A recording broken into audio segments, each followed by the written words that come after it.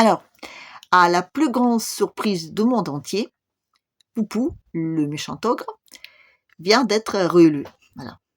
C'est dingue, hein? Enfin, je veux dire, c'est dingue.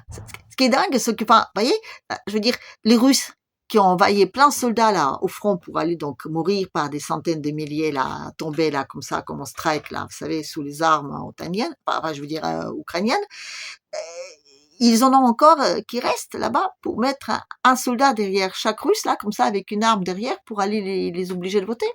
Oui, parce qu'il y a les Russes, ils ne votent qu'avec un flingue derrière la tête, hein, c'est connu. Hein. Donc, il en reste encore de soldats pour le faire. À moins qu'ils font un roulement là, vous voyez. C'est peut-être pour ça que ça dirait 3 jours. Enfin, parce que je vois pas d'autres raisons pour lesquelles les Russes ils vont aller voter ce type, quoi. Et d'ailleurs, c'est qui ce type? Enfin, je veux dire, c'est qui ce type réellement, quoi? Parce que qu'est-ce qu'on en sait? Enfin, on raconte plein bobard, machin et tout, son enfance, tout ça, KGB et compagnie, mais enfin, finalement, est-ce qu'on a entendu parler de lui avant l'année 2000? Non, je veux dire, quand le père de la démocratie russe, là, vous savez, quand il a dit je pars et qu'il a refoulé les règnes depuis un Poupou, là, personne ne savait que c'est. Hein. Non, non, personne. Hein. À Davos, donc en 2000, quand on a posé la question à Tubaïs, qui était quand même un très grand oligarque russe, donc qui connaissait quand même à peu près ce qui se passe dans son pays, quoi. Quand on lui a posé la question, donc, who is Mr. Poutine? Et il a fait, ah, c'est pour vous dire, quoi, quand je dis, si un très grand oligarque russe comme ça ne sait pas que c'est même pas que c'est un homme de l'ombre. Non, non, ce que c'est même pas un homme, quoi. Non, non, non, enfin, je veux dire, il n'existait pas avant. C'est un type qui était totalement inventé. Et pour preuve, c'est même pas un être humain, voilà. Et il a aucun péché humain. Aucun. Le mec, déjà, bon, il fume pas, il boit pas, il se drogue pas pour un russe, hein. Euh, pour lui mettre une gonzesse dans le plumard, il n'y a pas moyen. C'est un sportif, je veux dire, il est tout petit, mais il te fait tomber hein, comme ça, comme rien du tout, un mec qui fait 3 fois sa taille. Et puis en plus, le pognon, ça l'intéresse pas. Oui, non, vous allez pas me croire, hein, parce que tout le monde dit que c'est l'homme le plus riche du monde, qu'il a, je sais pas combien de milliards cachés quelque part, on sait pas où. Mais non, parce que Poutine, s'il a des milliards cachés, c'est à l'intérieur de la Russie. Ici, c'est à l'intérieur de la Russie, il les investit. C'est pas un mec corrompu, quoi. Non, on aimerait bien qu'il le soit, mais non, non. Et donc voilà, je pense que c'est un type, enfin, à mon avis, c'est une IA, voilà, c'est une intelligence artificielle. C'est pour ça qu'il fait plein de calculs, machin, tout ça. C'est pour ça qu'il sourit rarement. Ouais. C'est un mec, c'est une machine. Je sais pas qui, c'est peut-être des extraterrestres, oui, peut-être. Mais enfin, en tout cas, il y a un truc pas normal avec ce type-là, voilà, d'accord. Et donc, quand il est arrivé au pouvoir, vous savez pas qui c'est, mais dès le début, il a fait des trucs déplaisants, voilà. La première chose qu'il a fait, pas qu'il a parlé, mais déjà l'effet d'avoir parlé, c'est grave, hein, donc voilà. La première chose dont il a parlé, c'est de nationalité la Banque centrale russe. Et ça, non, c'est interdit, c'est interdit. Non, non, non. La Banque centrale russe, elle doit être une filiale de la Banque centrale américaine, donc qui n'est pas nationale non plus, quoi. Et c'est que des mecs à la fin, des mecs qui font leur petite magouille entre eux et tout ça, quoi. Et selon la constitution russe, donc qui a été promulguée par le père de la démocratie donc russe, M. Yeltsin, en 93. Un coup de chars qui sont rentrés donc à Moscou, ils ont tiré sur la Maison Blanche, ils ont tué 300 députés, je crois, parmi les députés, et c'était bien parce que c'était pour donc préserver la démocratie. Donc l'Occident a applaudi tout ça, et donc ils ont validé la Constitution qui a été écrite et validée par les Américains, et tout le monde le sait, voilà, tout le monde le sait. Et dans cette Constitution-là, donc, il est écrit que le banque russe ne peut pas être nationalisé et que normalement, à chaque fois, quand les Russes ils veulent donc avoir de l'argent chez eux, enfin augmenter leur volume monétaire, ils doivent renverser la moitié de cet argent-là dans une banque américaine. Voilà, c'est comme ça. C'est la garantie. Ça veut dire que chaque fois, quand les Russes ils gagnent quelques milliards, la moitié, hop, ça va donc aux États-Unis. Et là-bas, donc, cet argent-là, il est remis dans la circulation, enfin, normal, quoi, voilà, parce que c'est une garantie, les Russes n'ont pas droit de toucher, vous voyez. Ça veut dire que pendant une trentaine d'années, les Russes, ils ont versé en moyenne à peu près quoi, 1 milliard de dollars par jour aux Américains. Et ça, c'était bien, enfin, c'était très bien.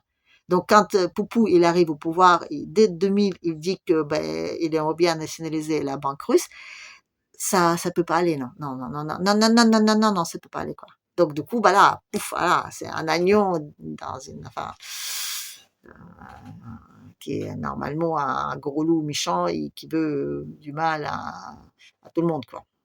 Voilà. Dès le début, dès que vous avez un patriote au pouvoir, c'est forcément un dictateur. Voilà. Et dès le 2000, voilà, on nous rentre ça dans la tête. C'est normal, parce que ce mec, encore une fois, je dis, il est dangereux, il est dangereux. Voilà. Et il commence à faire des trucs, enfin, pas très bien. Parce que vous voyez, selon la même constitution, les étrangers, ils ont donc pu investir et acheter donc tout ce qu'ils voulaient en Russie. Et quand ils achetaient une entreprise, les terres et tout ce qui était sous la terre appartient donc aux étrangers, enfin, à l'Occident. Par exemple, l'entreprise Novatex, là, donc qui continue à livrer du gaz à l'Occident, c'est une entreprise à 100% occidentale. Voilà. Les Russes ne touchent pas un centime de cette entreprise-là. Et d'ailleurs, on peut être fier parce que, donc, Total en possède 20%. Voilà. Donc, le gaz qu'on consomme, le gaz russe qu'on consomme aujourd'hui en Occident, ben, c'est pas vraiment un gaz russe, vous voyez. Enfin, bon. Mais ça, alors donc selon cette constitution, donc les Russes n'ont pas droit de les nationaliser. Ils peuvent faire d'autres entreprises, ça va de soi, mais ils n'ont pas droit de nationaliser ceux qui appartiennent donc à l'Occident, qui étaient achetés sur 3 francs 6 sous d'une manière complètement malhonnête, mais bon, ça c'est normal, c'est comme ça que ça fonctionne. Voilà. Et donc Poupou, il commence justement à créer d'autres entreprises, et les entreprises nationales qui permettent à la Russie de gagner de l'argent. Et cet argent-là, il investit dans l'éducation. Voilà. Déjà, je me rappelle à cette époque, je disais aux Français, en tout cas, je me dis, voilà, c'est intéressant, un type qui investit de l'argent dans l'éducation, dans les écoles. Enfin, je veux dire, c'est pas les gens qui vont aller voter pour lui dans les années qui vont venir. Non, il investit vraiment dans le futur. Et j'étais surprise qu'on faisait pas ça en France. Mais en France, voilà, les mecs, il faut les relire tous les 4-5 ans, et enfin 5 ans, vous voyez, c'est ça. Et ben non, ils s'en foutent de l'école. C'est pas les mecs qui vont aller voter pour lui, ils vont faire des trucs différents, quoi. Mais Poupou, à l'époque, c'est ce qu'il a fait. Et donc, dès 2004, surtout que l'Ukraine a commencé un peu donc chavirer dans le même sens, on a dit stop. Non, on a dit non, ça peut pas aller. Donc, voilà, une révolution orange, paf, paf. Donc, les Ukrainiens, ils ont voté donc pour un mec pro-russe. On leur fait un troisième tour, qui est pas très égal, mais bon, c'est comme ça. Hein. Pour sauver la démocratie, rien n'est trop beau, et donc on le colle un truc pro-ukrainien, et à partir de ce moment-là, donc ça commence un peu, comment dire, chauffer aux frontières, voilà. Mais ça calme pas Poupou pour autant, non, non, il continue dans le même sens, donc il représente un réel danger, plus en plus, et il fait un dernier truc qui est scandaleux, c'était à Munich en 2007, juste avant donc partir de finir d'être président et filer donc son règne à l'autre type là, et il prononce un discours qui va pas non plus pas. Il dit que le monde unipolaire, c'est pas bien. Oui, et il dit ça comme ça, en s'adressant aux Américains, ils disent, les types, faites gaffe, quoi. Parce que là, ça va pas marcher. Bon, il dit, ça va pas marcher, vous devez donc changer. Il faut accepter que le monde plus juste, multipolaire, puisse aussi exister. Et ça, c'est un discours qui est pas plus du tout, du tout, du tout. Là, c'était dramatique. Voilà, il était dans tous les journaux comme la sanguinaire, enfin tout ça, quoi. Ce que je veux dire, c'est que cette affaire-là de Poupou méchant, ça fait plus de 20 ans que ça dure. Donc, vous voyez, ça rentre. Il y a des gens qui sont nés déjà avec cette idée-là. Donc, aujourd'hui, d'expliquer aux Français que c'est pas un dictateur méchant et enfin, tout ça, c'est pas évident, quoi. Non, non. Et pourtant, oui, c'est pas un dictateur parce que dans la constitution russe, ce n'est pas possible. Oui, il n'a aucun pouvoir légal en Russie.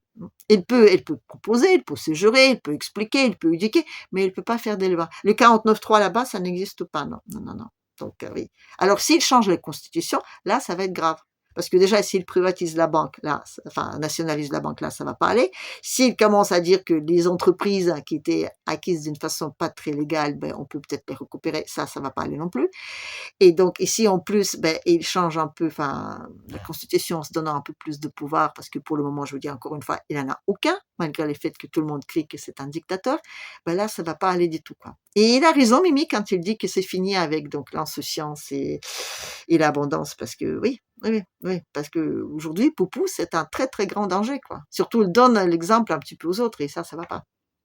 Mais enfin, donc, revenons donc à notre passé. Donc, Poupou, il prononce ce discours, et là, donc, il part, il laisse les règnes de pouvoir, et il fait un truc encore plus scandaleux pendant cette période-là. Il crée un truc, enfin, je veux dire un gros mot, mais bah, bouchez-vous les oreilles si vous voulez pas l'entendre, voilà. Il crée des BRICS. Oui, et il crée les BRICS, voilà, enfin, avec les Chinois, dans cette période-là, où il n'est pas président. Et après, donc, il revient, il veut redevenir président. Et là, ça va pas, enfin, ça va pas du tout. Non, ça va pas du tout. Donc là, on le coltine tout. Enfin, les révolutions de couleur blanche, là, les gens manifs dans la rue, tout ça. Navalny, hein.